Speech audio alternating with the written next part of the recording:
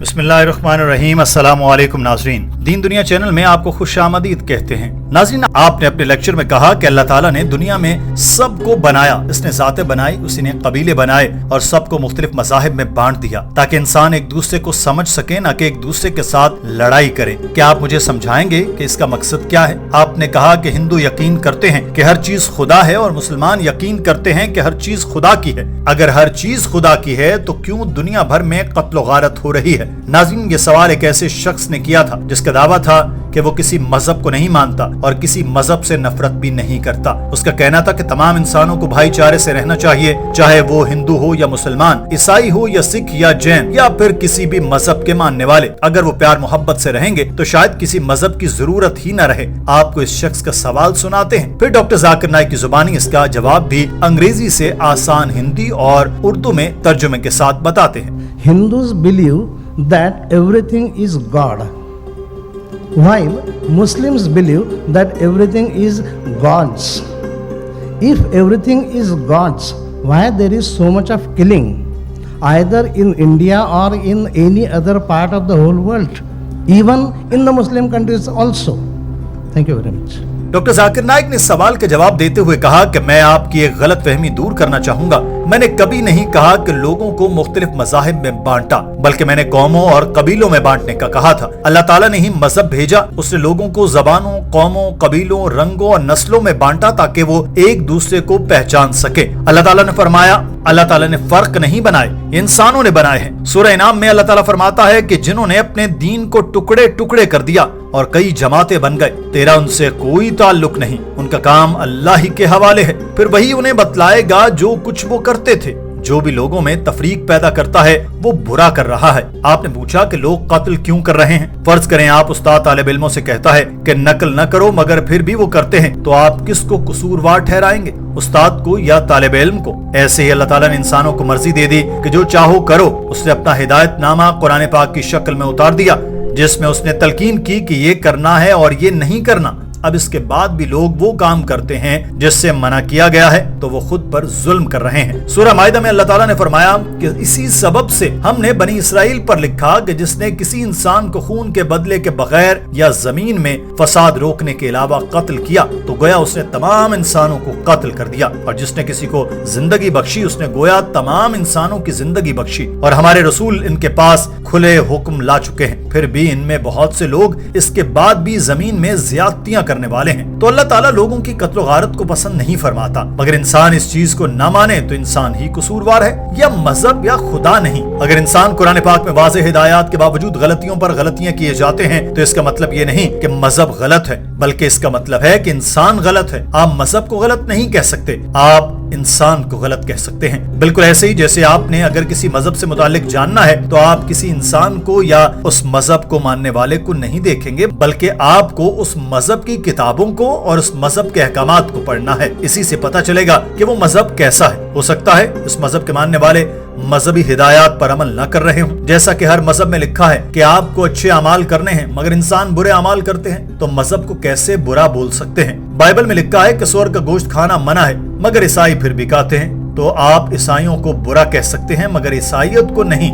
Bible में लिखा है कि शराब नहीं पीनी मगर ईसाई पीते हैं, तो आप ईसाइयत को बुरा नहीं कह सकते। बाइबल में लिखा है कि खतना कराना चाहिए मगर ईसाई नहीं कराते, तो आप ईसाइयत को बुरा नहीं बोल सकते। इसके लिए हमें सबसे पहले तो मजहब के कॉन्सेप्ट को समझना जरूरी होना चाहिए, फिर हम किसी भी मजहब से मुतालिक कोई बहस करने के काबिल हो सकते हैं। Allah says, and I mentioned my talk in Surah Maida chapter 5 verse 32, if anyone kills a human being, whether it be a Muslim or non-Muslim, whether it be Hindu, Jew, Christian, Sikh, anyone, unless it be for murder or for spreading mischief in the land, it is as though he has killed the whole of human race. If he saves any human being, it is as though he has saved the whole of humanity. So God Almighty doesn't like people killing each other. But if human beings don't want to follow, who's to blame?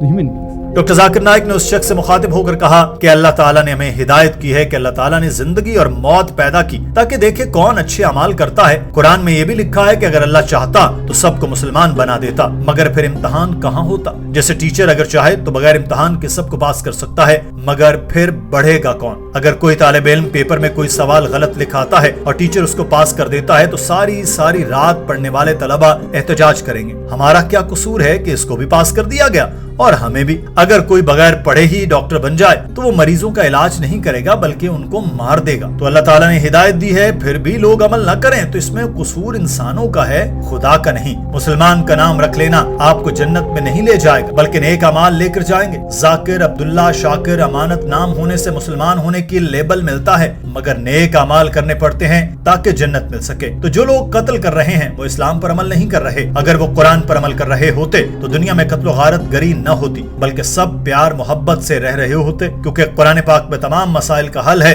जो मसाइल किसी भी इंसान को पेश आ सकते हैं उनसे मुतल्लिक कुरान पाक में बताया गया है, अहादीस में बताया गया। हमें बस इससे रहनुमाई हासिल करने की देर है और सारे मसाइल के ताले खुद ब खुद खुलते चले जाएंगे। ये सवाल सुनकर उस शख्स ने एक और सवाल उठाया और पूछा कि अगर एक हिंदू कुरान के लिखे अहकामात पर अमल करता है तो क्या वो अपने आप को मुसलमान कह सकता है? और अगर ऐसे ही अगर कोई मुसलमान वेदा में लिखी अच्छी बातों पर अमल करता है तो क्या वो हिंदू कहला सकता है? So Zakir bhai, if a Hindu follows the principles of Quran, which are very similar to the principles given in the various Hindu religious books, can a Hindu call himself as a Muslim?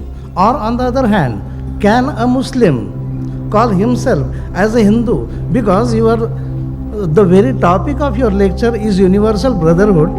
I properly understood Dr. Vyas when he asked his question. Doctor साहब ने ये सवाल करने पर उस शख्स की बहुत तारीफ की और कहा कि पहले हम मुसलमान और हिंदू की तारीफ समझ लेते हैं फिर इस पर बात करते हैं। मुसलमान वो शख्स है जो अपनी मर्जी को खुदा की मंशा पर छोड़ दे। मगर क्या आपको मालूम है कि हिंदू का मतलब क्या है? हिंदू एक जोग्राफियाई लफ्ज है। इसका मतलब है जो भी भारत में रहता है वो हिंदू है। जोग्राफियाई एतबार से मैं भी हिंदू हूँ। आप स्वामी विवेकानंद के मुताबिक हिंदू कोई लफ्ज नहीं है। जोग्राफियाई एतबार से तो कोई मुसलमान भी हिंदू हो सकता है। इसके लिए लफ्ज वेदानेतिस इस्तेमाल होना चाहिए। तो जुग्राफियाई तौर पर मैं हिंदू हूँ मगर मजहबी एतबार से मैं हिंदू नहीं हूँ। मैं वेदा की इन बातों पर अमल करने को तैयार हूँ जो अच्छी हैं। मिसाल के तौर पर वेदा में लिखा है कि एक खुदा है तो मैं इस पर यकीन करूंगा, मगर इस पर यकीन नहीं करूंगा कि वेदा में लिखा है कि ब्राह्मण को सर से बनाया, खश्तरी को सीने से, वैश्य को टांगों से और शूद्र को पांव से। मैं इस चीज को नहीं मानता। जुग्राफियाई एतबार से मैं इस चीज को मानता हूँ कि मैं हिंदू हूँ। जैसा कि अमेरिका में रहने वाला अमेरिकन है तो मैं मुसलमान होते हुए भी हिंदू हो सकता हूँ क्योंकि मैं भारत में रहता हूँ।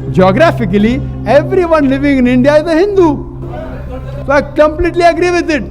By the geographical definition, if you say that anyone who lives in India is a Hindu, it's correct. Any scholar will agree anyone living in India is a Hindu. Geographically, I am a Hindu. But because I stay in India, can I be a Muslim? Yes. Of course. So a person, can a Muslim be a Hindu? Yes. If the Muslim is living in India, he can be a Hindu.